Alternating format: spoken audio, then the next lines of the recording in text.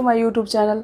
तो गाइज आइए आज हम भारत के पठार के बारे में अध्ययन करेंगे। इससे पहले हमने भारत के हिमालयी पर्वतों के बारे में अध्ययन किया था, जैसे कि नेपाल का भी हिमालय एवरेस्ट भी है और सारे केटू गार्डविन आस्टिन है और सारे लद्दाख श्रेणी, जास्कर श्रेणी, फिर पंजाल श्रेणी, इसके बारे में हमने बताया था। और आज हम इसके भारत के पठार के बारे में अध्ययन करेंगे और इसके बाद हम भारत के पहाड़ियों के बारे में अध्ययन करेंगे।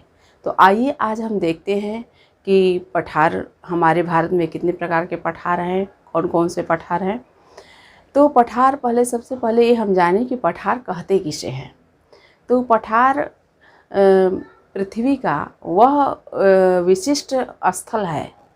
पठार पृथ्वी का वह विशिष्ट स्थल है जो कि अपने आसपास की ज़मीन से पर्याप्त ऊंचा हो और उसका ऊपरी भाग चौड़ा और सपाट हो, जैसे कि मेज की तरह हो, तो उस आकृति को हम पठार कहते हैं। पूरे विश्व का, पूरे धरातल का 33% भाग पठार है हमारे। और हमारे भारत में जैसे आप देख रहे हैं कि 11% पर्वत है, 18% पहाड़ी है। हमारे भारत में 28% पठार है और 45% मैदान है। तो आइए हम देखते हैं कि हमारे भारत में कौन कौन से पठार हैं। पठार बहुत सारे खनिजों, बहुत सारे पठार में खनिज होते हैं। पठारों की वजह से हम लोगों का देश धनी है। तो आइए जानते हैं कि कौन कौन से पठार हमारे देश में हैं। तो सबसे पहले हम देखते हैं, जैसा कि आप देख रहे हैं कि इंडिया का ये मैप है, इसमें सबसे ऊपर है हमारा लद्दाख का पठार। तो जैसा कि ये केंद्र शासित प्रदेश भी है और यह सबसे ऊंचा पठार है और यहाँ ये सबसे सूखा और सबसे कम वर्षा वाला पठार है। इसके बाद हम आते हैं, इधर हमारा मालवा का पठार है, बुंदेलखंड का पठार, बघेलखंड का पठार, छोटा नागपुर का पठार, शिलांग का पठार। इससे पहले हम जानते हैं अरावली पर्वत श्रेणी। हालांकि इस वीडियो के बाद हम आगे वाले वीडियो में सारे पर्वत श्रेणियों के बारे में पढ़ेंगे। तो इसमें हमने एक पर्वत श्रेणी, अरावली की पर्वत श्रेणी ले लिया है। तो अरावली की पर्वत श्रेणी यह गुजरात से लेके राजस्थान, हरियाणा तक 800 किलोमीटर की लंबाई तक फैली हुई है हमारी अरावली पर्वत श्रेणी। यह अवशिष्ट पर्वत श्रेणी है और यह बहुत ही प्राचीन, यह हमारे भारत का ही नहीं बल्कि विश्व की सबसे प्राचीनतम पर्वत श्रेणियों में से एक है।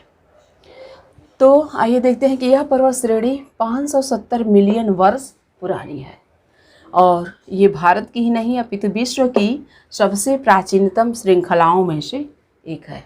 इसका शुरुआत तो राजस्थान से होता है और इसका अंत दिल्ली में मजनू टीला है, वहाँ पे होता है इस अरावली श्रेणी का। तो आइए और देखते हैं। इसके बाद इसकी सबसे ऊंची चोटी गुरु शिखर जो कि माउंट आबू में है, जिसकी ऊंचाई 1722 मीटर है, जो कि राजस्थान में स्थित है। इसके बाद हम अभी आगे और इसके विस्तार से इसके बारे में हम पढ़ेंगे। इसके बाद हम देखते हैं कि मेघालय का हमारा पठार है। मेघालय की राजधानी जो है शिलांग, तो शिलांग का जो पठार है, ये शिलांग का पठार जो है सबसे अधिक वर्षा वाला पठार है। इसमें मासिनराम एक स्थान है जो कि चिरापुंजी में पड़ता है और यहाँ सबसे भारत में सर्वाधिक वर्षा होती है। तो ये हमारा शिलांग का पठार रहा और इसके नीचे हमारी गारो, खासी, जयंतिया पहाड़ियाँ आती हैं।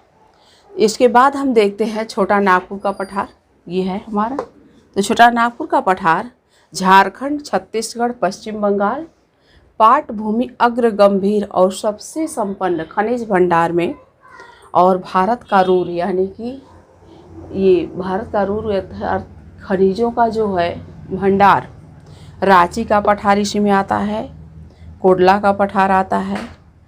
तो ये हमारा छोटा नागपुर पठार है और इसकी सबसे ऊंची चोटी जो है पारसनाथ है और यहीं से हमारी सोन और स्वर्णरेखा, दामोदर नदियों का बहाव होता है। इसके बाद और यहाँ भारी भारी उद्योग भी हैं हमारे छोटा नागपुर पठार के पास में। इसके बाद हम देखते हैं बुंदेलखंड या बघेलखंड का। बुंदेलखंड ये ऊपर है और इसके नीचे है बघेलखंड का पठार। तो मध्य प्रदेश, उत्तर प्रदेश, मालवा पठार के उत्तर और पूर्वी भाग में, ये हमारा मध्य प्रदेश हो गया, ये उत्तर प्रदेश हो गया। तो इसके उत्तर पूर्वी भाग में चंबल और केन, बेतवा आदि नदियों के बिहड़ खड्गों से इसका निर्माण हुआ है और यहाँ की जो भूमि है वो अनुपजाऊ भूमि है। तो ये हमारा बुंदेलखंड और बघेलखंड का पठार है। इसके बाद मालवा का पठार। तो मालवा का पठार गुजरात, मध्य प्रदेश, अरावली और विंध्य श्रेणी के मध्य लावा से निर्मित काली मिट्टी से ढका कपास का उत्पादन में सर्वाधिक, और बेतवा, पार्वती, चंबल आदि नदियाँ यहाँ सहायक हैं। हाँ तो गाइस जाइए देखते हैं कि अब हमारे जैसे सबसे ऊपर आप देखें कि लद्दाख का पठार, इसके बाद हमारा अरावली पर्वत श्रेणी, मालवा का पठार, बुंदेलखंड का पठार, बघेलखंड का पठार और शिलांग का पठार। इसके बाद हमको देखना है ये छोटा नागपुर का पठार हम पढ़ चुके हैं। इसके बाद हमारा देखना है दक्कन का पठार। तो आइए देखते हैं कि दक्कन का पठार हमारा कहाँ, दक्कन का पठार मतलब किन किन राज्यों में फैला है।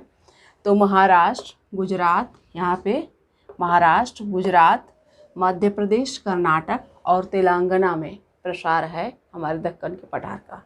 इसके बाद इसका निर्माण ज्वालामुखी क्रिया के लावा से निर्मित चट्टानों से इसका निर्माण हुआ है। यहाँ काली मिट्टी की बहुतायत होती है और यहाँ कपास की खेती होती है। यह सतपुड़ा श्रेणी के दक्षिण में, यहाँ पे हमारा सतपुड़ा श्रेणी है और इसके दक्षिण में है ये। और इसके बाद पूर्वी भाग को इसके विदर्भ कहते हैं। इसके बाद यह सर्वाधिक क्षेत्र में फैला हुआ है और यह एक पुराना गोंडवाना लैंड का भाग है। इसके बाद इसके एक खंड को महाराष्ट्र का पठार कहते हैं और यह सर्वाधिक राज्यों में फैला है। जैसा कि देख रहे हैं कि यह हमारे 5 राज्यों में फैला हुआ है दक्कन का पठार। तो इसके बाद हम आते हैं कर्नाटक का पठार। ये हमारा कर्नाटक के नीचे कर्नाटक का पठार है। तो यह कर्नाटक और केरल में फैला है कर्नाटक का पठार। इसकी यह 3 इकाइयों में बटा है। तो पहली इकाई है इसका मल्लनाद, उत्तरी भूमि, उत्तरी उच्च भूमि और दक्षिणी उच्च भूमि। यहीं बाबा बोदन की पहाड़ियाँ भी पाई जाती हैं और यहीं पे कृष्णा, कावेरी और तुंगभद्रा नदियाँ निकलती हैं। इसके बाद है तेलंगाना का पठार। तेलंगाना का पठार यहाँ जैसा कि देख रहे हैं, तो यह तेलंगाना और आंध्र प्रदेश में फैला हुआ है। इसके बाद यह दक्षिणी पश्चिम मानसून का वृष्टि, दक्षिणी यानी कि इधर, पश्चिमी यानी कि इधर, तो दक्षिणी और पश्चिमी मानसून का वृष्टि छाया प्रदेश है। इसके बाद इसके निचले समतल भाग में बड़े बड़े शहर हैं जैसे हैदराबाद, सिकंदराबाद और रायलसीमा की उच्च भूमि है हमारे तेलंगाना पठार के नीचे। इसके बाद हमारा आता है दंडकारण्य पठार। तो दंडकारण्य पठार हमारा उड़ीसा, जहाँ की देख रहे हैं उड़ीसा, छत्तीसगढ़ और आंध्र प्रदेश में फैला हुआ है दंडकारण्य पठार।